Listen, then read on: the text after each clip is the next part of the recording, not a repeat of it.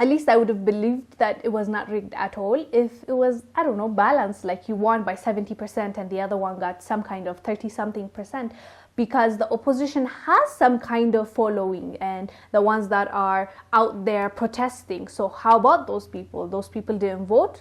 How can you win 90-something% of the vote? Hello fam, welcome to the African Diaspora News Channel. I am Wongel Zelalem bringing you this report. Today's report comes from Ivory Coast. Ivory Coast just had their election and the president won again for a third term, even though the constitution is clear on he can't run after the second term. Let me read for you the article and then we'll be back and discuss about it. Ivory Coast President Ouattara apparently has won a controversial third term in office in a landslide victory. Electoral Commission says he has received over 3 million votes, or 94% of the total, just over half of all eligible voters cast ballots. The Ivory Coast Constitutional Council still has to validate the election results and declare a winner after hearing any complaints or challenge. Ouattara secured the apparent victory in the midst of deadly pre-election violence and a boycott of the election orchestrated by two opposition leaders.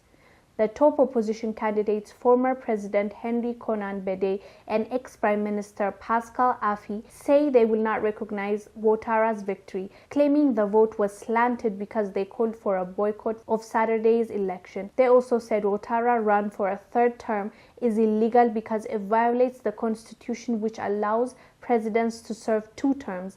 Ouattara rejected that notion, saying the approval of a new constitution in 2016 allowed him to seek a third term. The opposition announced late Monday the formation of a transition council to help create an alternative government. It said the council would outline a blueprint for a fair presidential election. The Ivory Coast government did not issue an immediate response to the opposition's plans. This guy is special. He did not even respect the constitution he's supposed to govern his people with. And if he does not respect the constitution, why should the people of Ivory Coast respect the constitution and the laws that are there? As the president, that is what you need to live by, the constitution. And the constitution said 2 terms. He said nah. I actually did a video about it when he first started thinking about, I want to run for president again.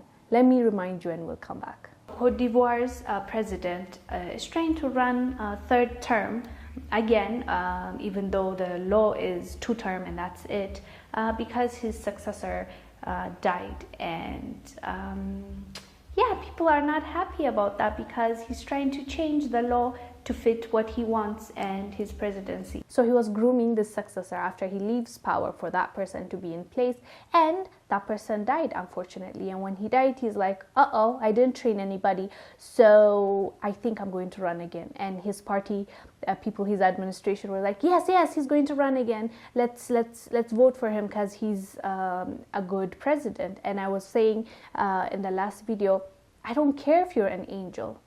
If the constitution says 2 terms, that is it. You go away peacefully, and you're not supposed to fight to rule another term. And that just shows me that he's just power hungry. It's not about the people. If it was about the people, you would live and you would not let this, instability and insecurity come, because the opposition leaders are not having it.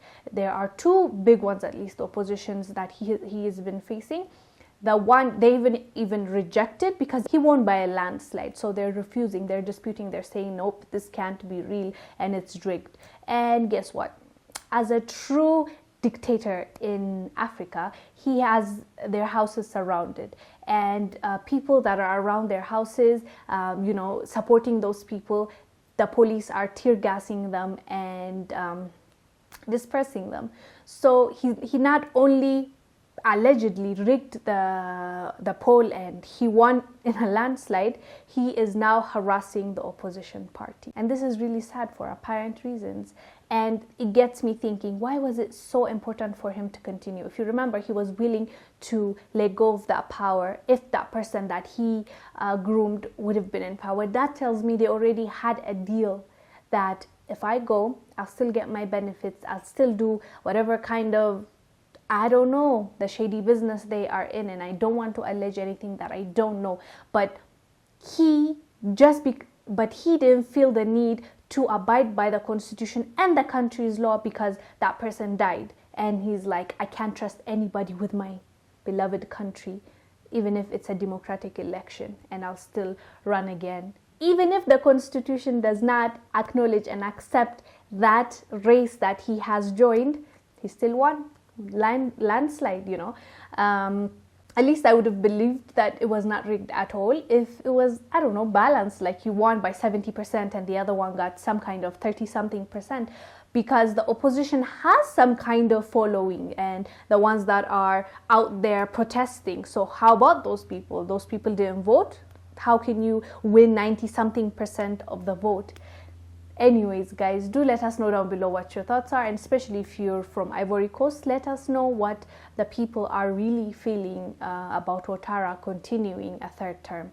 I am Wongel Zelalem bringing you this report. I will see you on the next one. Bye.